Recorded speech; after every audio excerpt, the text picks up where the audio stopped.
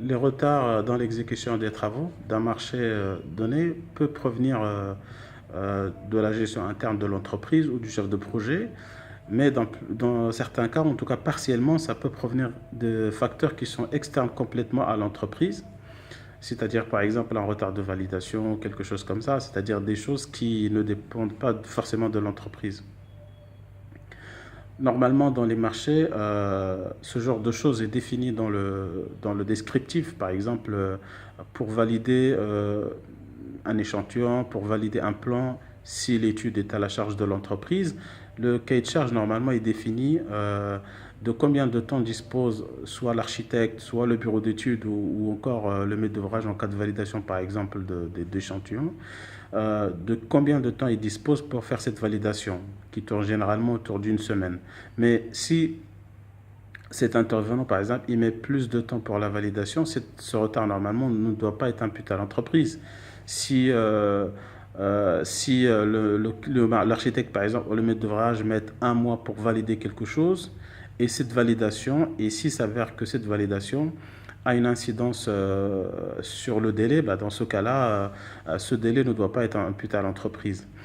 Donc, ce genre de choses doit être géré par le chef de projet parce que à la fin, le cumul de ces petits retards va causer un retard global qui peut ne pas être négligeable et qui n'incombe pas à l'entreprise. C'est-à-dire que c'est un retard qui est causé par les autres intervenants. Donc normalement, l'entreprise ne peut pas être responsable sur ça, mais il faut qu'elle ait les outils et les moyens de le prouver, de le justifier vers la fin du projet.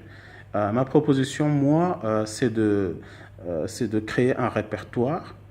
Euh, Exactement, en fait, ce tableau de bord, il est presque identique à celui des travaux supplémentaires. C'est de créer un tableau de bord, un fichier Excel, dans lequel vous allez mettre, dans une colonne, vous allez mettre la nature de ce retard, c'est-à-dire, par exemple, le retard de validation de telle chose, un retard de validation de tel plan, de tel échantillon, etc., c'est-à-dire la nature de ce retard. Ensuite, vous allez mettre ce qui est l'intervenant dans l'autre colonne, ce qui est l'intervenant qui est responsable de ce retard. Est-ce que c'est le maître d'ouvrage, par exemple? Est-ce que c'est le bureau d'études? Est-ce que c'est l'architecte? Ou bien le maître d'œuvre, etc. Donc, vous allez mettre l'intervenant qui est responsable de ce retard. Ensuite, vous allez mettre dans deux colonnes la date de début de ce retard. Supposons que, par exemple, le maître d'ouvrage dispose d'une semaine pour valider. Donc, on lui soumet notre échantillon aujourd'hui. Une semaine plus tard, à partir de ce moment-là, le compteur du retard est déclenché. Donc, nous, c'est cette date qu'on va mettre dans cette colonne. Et puis, lorsqu'il aurait donné sa validation ou pas, c'est-à-dire son retour, on va marquer cette date parce que ça va arrêter le compteur du retard. Donc, on va mettre ces deux dates, c'est-à-dire la date à laquelle le compteur du retard commence et la date à laquelle il s'arrête. Dans une autre colonne, nous allons mettre les pièces.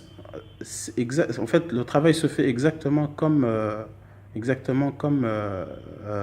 les travaux supplémentaires, c'est-à-dire qu'on va mettre la pièce justificative.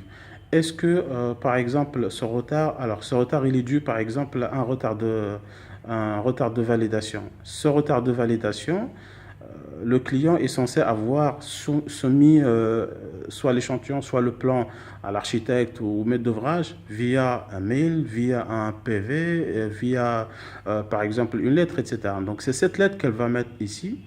Et nous avons dit comme que dans le même répertoire dans lequel vous créez ce tableau, dans ce même répertoire, vous allez mettre l'ensemble de ces documents.